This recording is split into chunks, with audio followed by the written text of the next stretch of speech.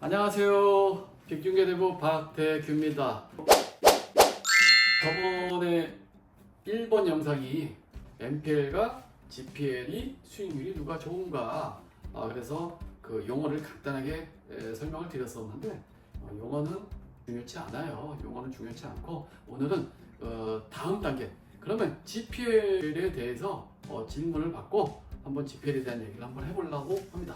네, 그러면 대표님, GPL 투자 수익률에 대해서 조금 어떤지 한번 궁금해서 그런데 오늘 알려주시면 너무 감사할 것 같습니다. 네. GPL이 수익률은 사실 이겁니다. 국가가 내부업체에 수익 최고 이자를 몇 프로까지 보장을 해줄 것이냐. 이게 옛날부터 이제 좀 역사를 풀어보려고 하는데요. 참 옛날에는 수익률이 너무 좋았습니다. 2002년도 여기 IMF 있죠. 이게 뭐냐? 66%까지 연 수익이 나던 시대가 있었습니다. 이때 아마 대출금리가 10%에서 15%까지 가고 예금금리도 막 10% 막 이럴 때입니다. 이럴 때 이 시기에는 최고 금리가 66%였으니까 이때 GPL을 했다라고 하면 많은 수익률을 냈겠죠. 2007년도 오면서 49%로 바뀌었습니다. 2010년도 44%, 2011년도 39%, 2014년도 34.9%. 우리가 제가 MPL 영업을 할 때 이 정도 금리까지 수익률을 창출해서 그때 종잣돈을 많이 모았죠.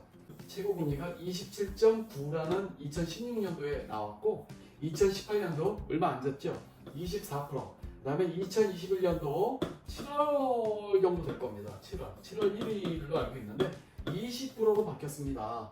이 얘기는 뭐냐면 우리가 돈을 빌리고자 하는 채무자가 있고 돈을 대여해주는 채권자가 있는데 국가에서는 금리를 마음대로 니네들이 원하는 대로 받지 못하게 최고 대출 금리를 정했습니다. 그게 지금 20%입니다. 20% 범위 내에서만 우리가 일을 하면 국가가 금융감독원이나 시도지사나 정해준 그 금리 20% GPL의 수익률은 결국은 최고가 20%다라고 정의를 내리겠습니다. 네, 그럼 대표님 그 수익률이 최대 20%라고 하셨는데 GPL 투자는 어떻게 하는 건가요? 네. 가장 궁금한 게 이제 수익률까지 이 최고로 20%라고 설명을 드렸었죠. 그러면은 투자는 그럼 어떻게 하는 것이냐? 사실 우리나라는 이 대부라는 말이 옛날에 제가 이제 금융기관에 근무했을 때 대출계라는 말을 안 쓰고 대북의 1, 대북의 2 이랬습니다. 그러니까 대출 창국인 것이죠. 대부라는 말은. 그럼 이 대출을 창출하는 이 대북에는 어떻게 하는 거냐? 국가에서 대부의 통제를 하고 있습니다. 그래서 어떤 통제를 하고 있냐? 금융위의 허가를 받는 이 업체 5억 이상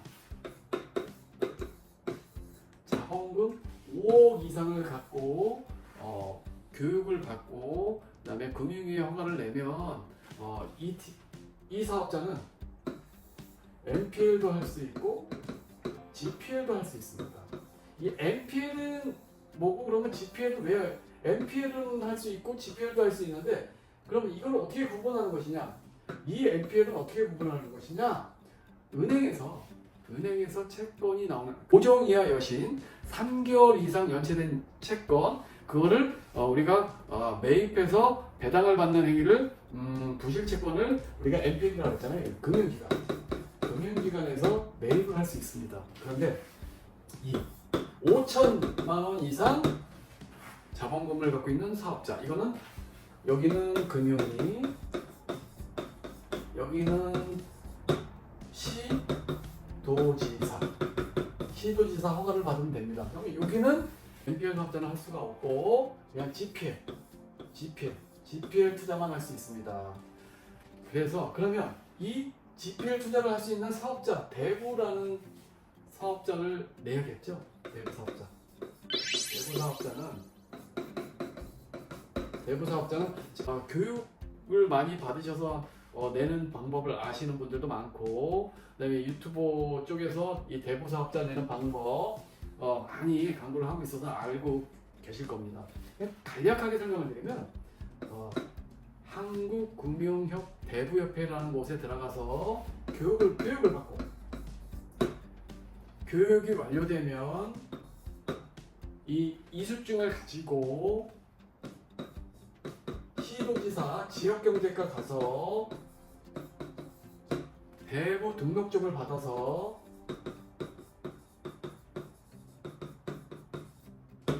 요거를 확보하고 세무소 가서 대부사업자를 내면 완료가 되는 겁니다.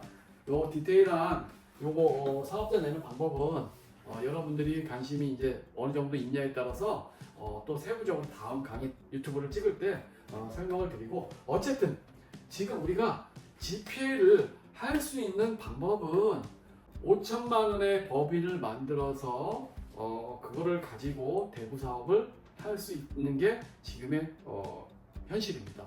그러면 대부 사업자가 나오면 오늘 간단하게 그럼 GPA를 진행하는 방법은 어떤 방법이 있느냐? 채무자 입장이 있고 채권자 입장이 있는데, 이 채무자가 원하는 금리와 채권자가 원하는 금리가 중개인이나 저 같은 사람에 의해서 확정이 되겠죠.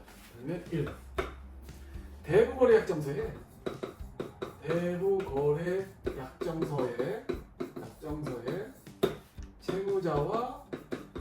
채무자는 차주라고 합니다. 돈을 빌리는 사람, 채권자, 돈을 빌려주는 사람. 그래서 양자의 금리가 결정됩니다. 금리는 보통 17%, 18%, 19%, 20%. 이렇게 대부거래 약정서의 가장 중요한 것은 1. 대부거래 약정서, 대부사업자가 나온 다음에 대부거래 약정서가 나오는데, 대부거래 약정서의 역할 1. 나는 채무자입니다. 나는 홍길동이다. 서명, 인감도장,